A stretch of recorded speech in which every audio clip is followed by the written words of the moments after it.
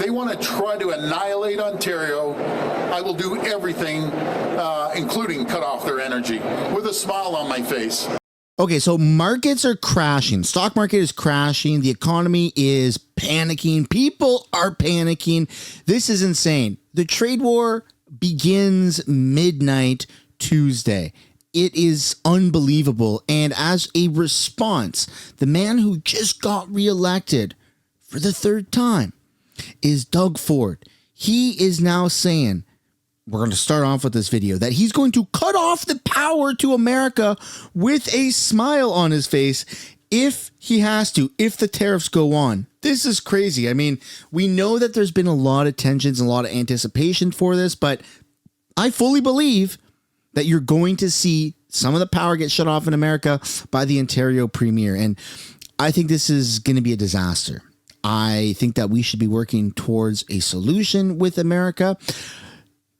But again, I'm not the one calling the shots. And as we go about this video, I'd love to know down in the comments how you guys feel. Are you pro this? Are you against it? And then as we go along this video, let me know your reasoning why.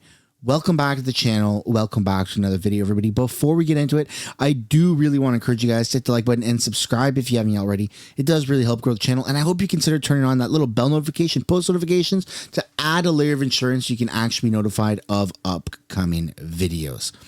This is horrible, horrible, horrible news. A trade war is the last thing that we want with America, but we got to take a look at it. We're going to start off with Dougie Boy, Mr. Doug Ford. I mean, he's coming right out the gate saying we're going to shut off the freaking power.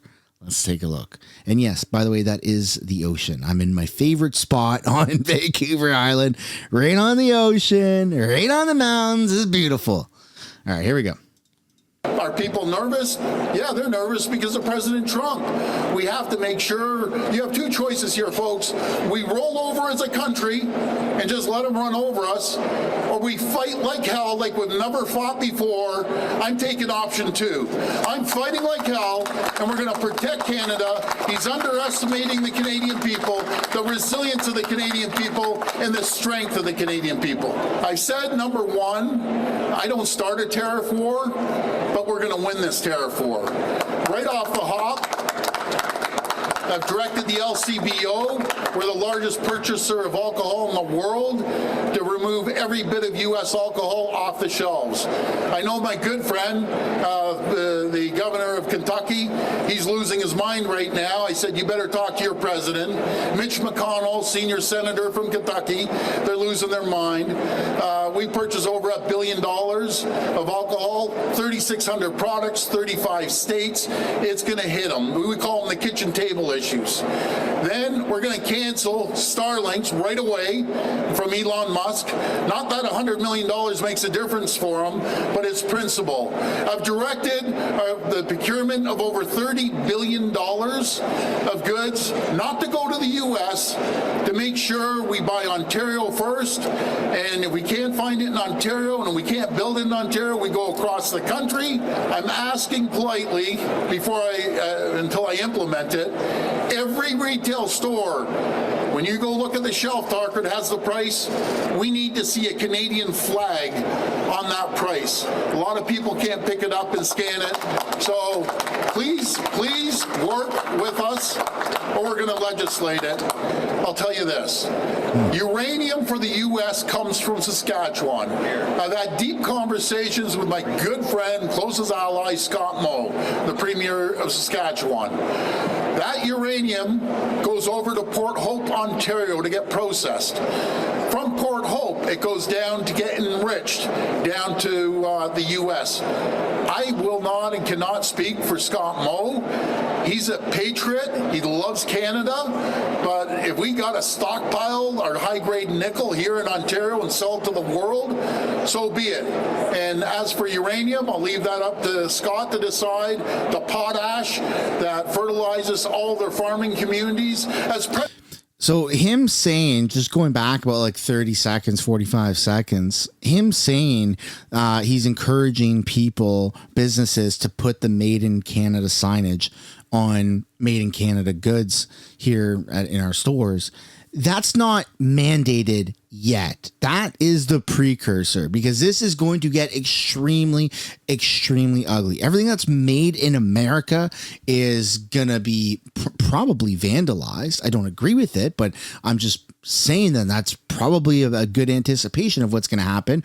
You've already seen nasty behavior of, American anthems being booed at literally every sporting event, from hockey to anything else, to concerts, to the WWE that just took place, the Grand Slam event or whatever it was in Toronto.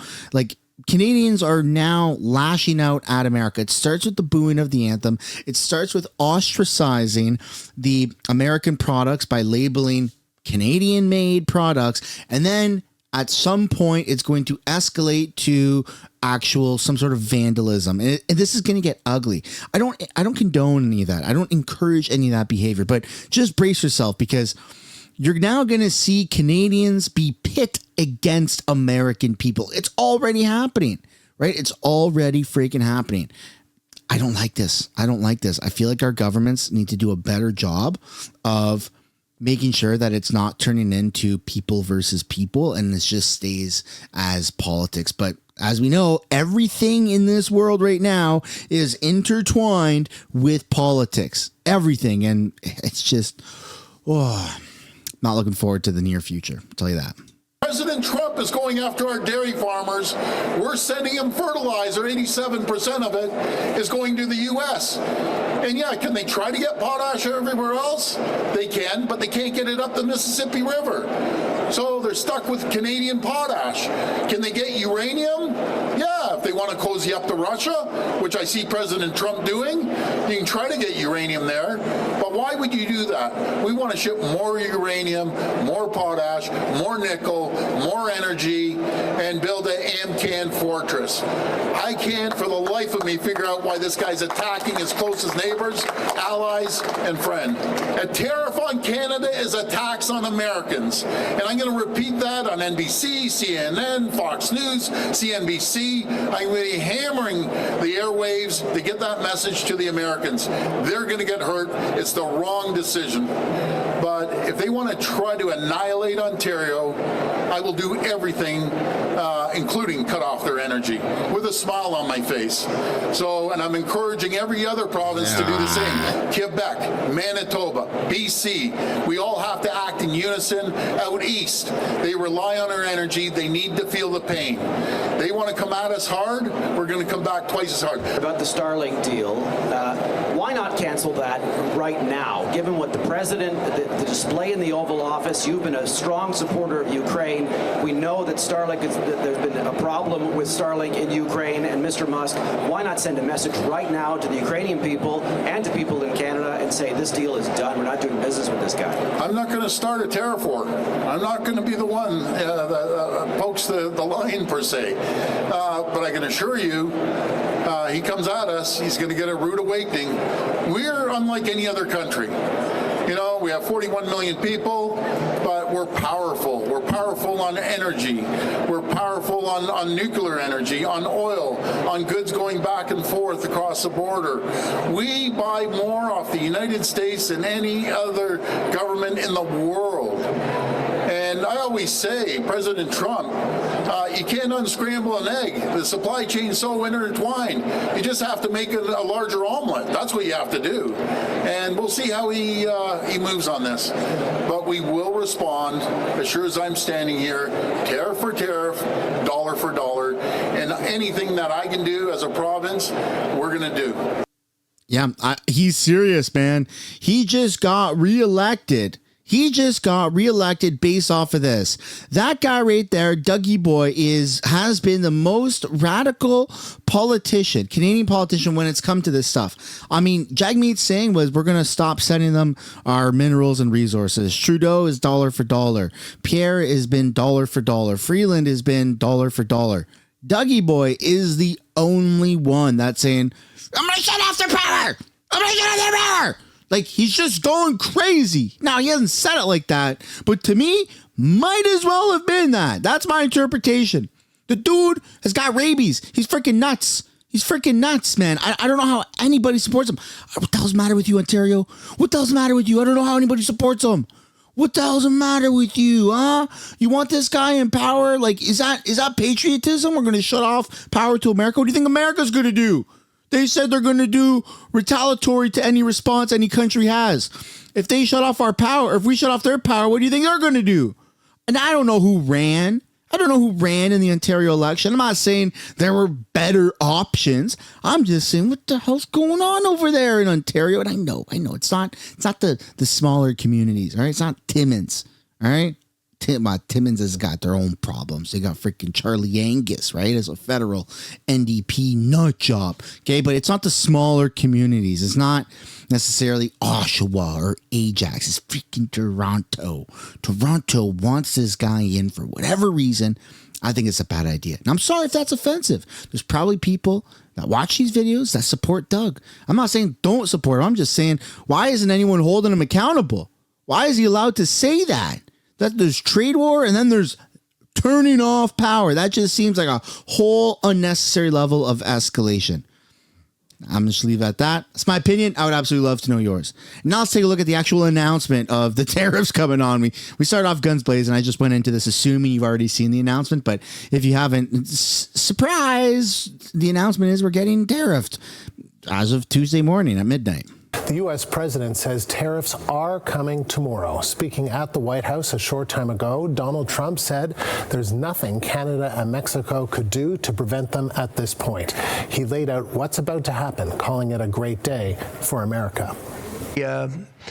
Tariffs, as you know, will start a week earlier than the reciprocal, which is going to be on a couple of weeks earlier. Reciprocal tariffs start on April 2nd. And I wanted to make it April 1st, but I didn't want to do. I didn't want to go April Fool's Day because that costs a lot of money. But that one day. But so we're going April 2nd. But very importantly, tomorrow tariffs 25% on Canada and 25% on Mexico, and that'll start. So they're going to have a tariff. So what they have to do is build their car plants, frankly, and other things in the United States, in which case they have no tariffs. In other words, you build, and this is exactly what Mr. Wei is doing, by building here. Otherwise, they'll build, if they did them in Taiwan to send them here, they'll have 25% or 30% or 50% or whatever the number may be someday. It'll go only up. The CBC's Peter Armstrong is live in Washington and joins me now. So, Peter, this was the news everybody was hoping we wouldn't get. But remind us of what Trump said and what this means for Canada as far as we know. Yeah, so we were hoping for some clarity because he was making an announcement around an investment that kind of has to do with trade imbalances and tariffs, and boy, did we get some clarity. He says we'll go ahead, and it's unclear, but it sounds like these will kick in as of midnight tonight, and it's a 25% tariff basically across the board on any good coming from Canada and Mexico into the United States. He had previously said that it would be less, a 10% tariff on Canadian oil going into the United States. He wasn't asked specifically about that split today, so I think we can only go on what he had said previously, though that obviously comes with a number of caveats. But it means everything coming into the United States now get hit by a tariff. And just, I know we have this conversation a lot, but remember, a tariff is just a fancy word for tax. It is a tax paid by anybody who imports these goods. They pay it to the U.S. government. So if you're using steel to make nails for construction, your cost for steel will go up 25% as of midnight tonight. If you use Canadian oil, your cost to refine that into gasoline products like gasoline, diesel, jet fuel, those now go up by 10% overnight. Those costs will presumably be passed on to the consumer. Donald Trump keeps telling us that, well, no, it's the importing country that pays this, or the importing company, the exporting company that would pay this. It's not. It's American companies here, and they eventually pass that on to consumers. The American Tax Foundation has said this would lead to a $130 billion tax increase on American families, like a 1.2% hit to American family incomes as a result of this. The argument from the White House is that they say they put in these tariffs and that will keep goods from coming in and force it so American producers can produce more stuff and hire more people. That isn't how it worked in 2018. You remember we had steel and aluminum tariffs. We saw, the price of steel went up, and it was very good for steel producers.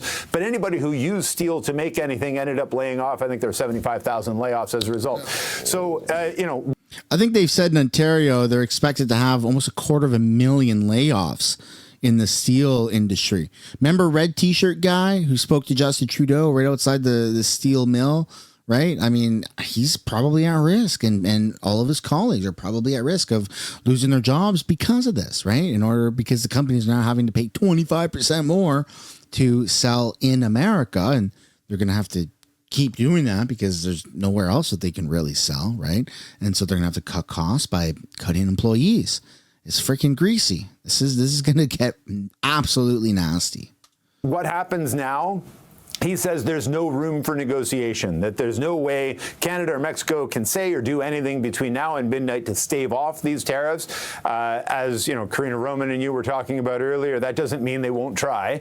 They will most certainly try. And it doesn't mean that there's not still a chance that he will. He has threatened to impose these tariffs on Inauguration Day. Didn't do it, said it would happen on February 1st. Didn't happen, he said it would happen on February 4th. That led to this deal where the Canadian government agreed to make good on a promise to spend $1.3 billion in border security. And Howard Lutnick, the Commerce Secretary, had said, look, we think the Canadians and Mexicans have seen a lot of progress in terms of what they're doing on the border, but that he would leave it to the president to make a decision on whether those tariffs would be introduced. And here we are, hours now from the deadline, with his promise that they will, in fact, this time go ahead. And so, Peter, ostensibly, why is this happening? Maybe ostensibly, and then let's talk about the reality of it all, because there are just so many reasons that are given, whether it's the border, whether it's that he wants the car to be made 100% in the United States without Mexico and Canada. Frankly, I mean, we also need to add into the conversation, because he has repeated it many, many times, that this is about economic coercion to try and make Canada into the 51st state. So you have to kind of mix it all in, right? You do. And you have to sort of take a step back. What we do know, because there is what is said, there is what might happen, and then there's what we know will happen. And what we have already seen, Andrew, is that investment in Canada has slowed while investment in the United States has increased. And whether that's his sort of spoken desired impact, that is something Donald Trump would be very happy to see. And that is something that sort of aligns with all of the things that he has said leading up to this, right? We have seen importers in the United States increase the amount of stuff they're buying from Canadian producers to get ahead of this. That's good for, the moment in terms of you're a Canadian producer of steel. That's great for now, but the American importers are doing that to try to sort of, so they won't have to buy it once the tariff comes in, whether that's tonight or next month or whatever it may be. But yeah, you're right. The stated reason for tomorrow's tariffs was supposed to be about the border and about fentanyl, and that he simply couldn't stand by and let all of this fentanyl be sweeping across the border from Canada and from Mexico into the United States. Set aside for the fact that, for the moment, the fact that the vast majority of fentanyl going into the United States goes in through other harbors. Let's say that's exactly what he wants to see happen. Well, Canada took immediate steps. Canada increased its spending along the border by $1.3 billion. It had sweeps to try. Yeah, but it's not just at our border, right? It's within our country, like the super drug lab, where they found enough materials to kill 93 million people. I mean, that wipes out our country times 2, right? That wipes out a third or a fourth of, the entirety of the United States. That's a lot of millions. That's almost 100 million people. That was one super lab, and not one single arrest was made. They arrested like a janitor or something like that, right? So it's crazy what's going on here. And that's just one. How many more? How many more are there? Right? How many more super drug labs are there in this country? So it's not just what's at the border. It's what's circulating in this country that they might be able to sneak by the border, right? Without it being caught. So they're saying, we need to just protect this place. Yeah, but there's everything else that's happening within the country, man. I don't know what's going on here, but I don't feel like our liberal government, our federal government, has been taking this seriously. Come on, it's 2025. We got people going to the moon. We're going to Mars soon. Rockets are landing themselves. And you're telling me our government wasn't able to pick up on the fact, our law enforcement, our intelligence groups weren't able to pick up on the fact that there was enough fentanyl materials to kill 90 plus million people, to wipe out our entire country that was just existing here in this country. Come on, man. It's not just about the border. It's not just about the border. It's the overall problem. It's the overall problem that they still are not focusing on addressing. They're just focusing on addressing the border. It's more than that. Try to stop the number of people crossing into the border and the amount of goods crossing into the border illegally. And his Commerce Secretary, Howard Lutnick, had said, we have seen progress that we like. We're happy with what we've seen. Whether that's enough for the president, he said, is a different issue. So that was tomorrow. Then you've got the steel and aluminum tariffs that are supposed to go into effect on March 12th. That might be 25% on top of the 25% that he's threatening to impose tomorrow. And then there's all these, what he calls reciprocal tariffs, for any kind of trade barrier we have in Canada or any country has, he's going to match in terms of a tariff. But he said the GST, for example, a national tax applied equally to all goods, not foreign goods, would be considered one of those barriers, and they would add that onto the pile. So there's a lot of mixed messaging. And even as Donald Trump was talking about tomorrow's tariffs, which are supposed to be, as you say, about drugs and fentanyl at the border, he said, well, the only way Canada and Mexico can possibly get out of this is to move their auto production out of Canada, Mexico, and into the United States, and that way they wouldn't have to pay the tariffs. So it's all very muddled. It's all very unclear. But remember, and you and I have talked about this a couple times now, that uncertainty, that unclearness is part of the playbook. They lean into that. They want to see that because they know if you're an auto company looking to build a new plant, you're not going to be looking at Canada and Mexico right now and think, well, you know what, the environment's really good for, you know, a $50 billion or $100 billion investment in a plant there. If you had to build it, you would probably be looking more at the United States right now, because Lord knows what might happen if you built it somewhere else. And Peter, that is part of the playbook. That's part of what they're looking to do. But I mean, that's not going to happen tomorrow. I mean, these parts cross the border many times. We've talked about that and what kind of havoc that could wreak. But again, we don't know the details. And you're right to point out that he did talk about 25% tariffs on Canadian goods. We don't know if it's 10% for energy, because he didn't get into those details. He wasn't asked a little bit about that. You talk about uncertainty and how much people, stock markets don't like uncertainty. They also don't like the idea of tariffs because the stock markets have reacted very badly to this announcement from Donald Trump. Tell us a little bit about that. Everything has, buddy. Buddy, everything has. The housing market, the stock market, the price of everything is reacting to this. We live in a reactional time. We don't live in a preventative time. We could, if our government was on the ball, we could have prevented a lot of the damage that's about to happen, right? Or if they were really on the ball, we would have prevented this entire situation from the beginning. Come on.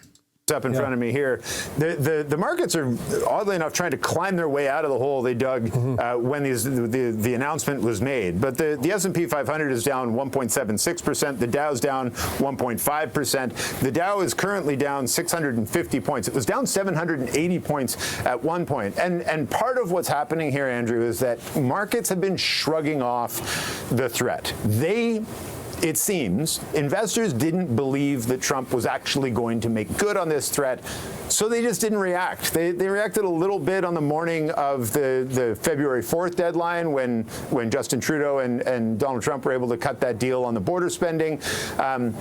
But they haven't really budged, and they've been largely shrugging this off, which tells you that they probably didn't believe it was ever going to happen. So when the announcement was made that they are going ahead, you've seen a bit of pent-up expectation, a bit of pent-up reaction to this flooding into the markets. And so markets sold off sharply, and that's important, if only because Donald Trump thinks of markets as sort of a proxy for opinion polls, that he reads these as something of a confidence not just just in the market or in those companies that are in those baskets of indexes, but in a confidence in him. And so it'll be interesting to see how the market sell-off will weigh into his decision over these next hours as we wait to see if there is, in fact, some kind of an 11th hour agreement or a deal to stave these off one more time.